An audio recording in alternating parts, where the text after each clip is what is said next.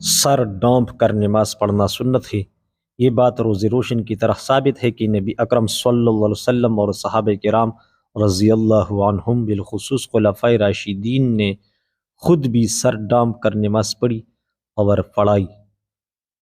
عن ابن عمر رضی اللہ تعالی عنہما قال كان النبی صلی اللہ علیہ وسلم یلبس قلنسوة بیضاء۔ ترجمہ: حضرت عبداللہ ابن عمر رضی اللہ عنہما فرماتے ہیں کہ نبی اکرم صلی اللہ علیہ وسلم سر مبارک پر سفید ٹوپی پہنا کرتے تھے۔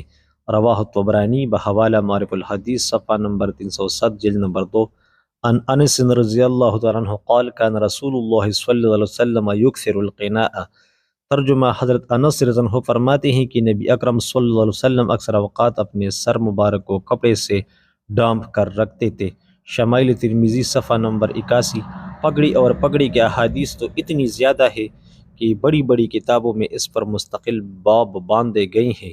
بہرحال یہ نبی اکرم صلی اللہ علیہ وسلم کی عام حالت کا بیان ہے۔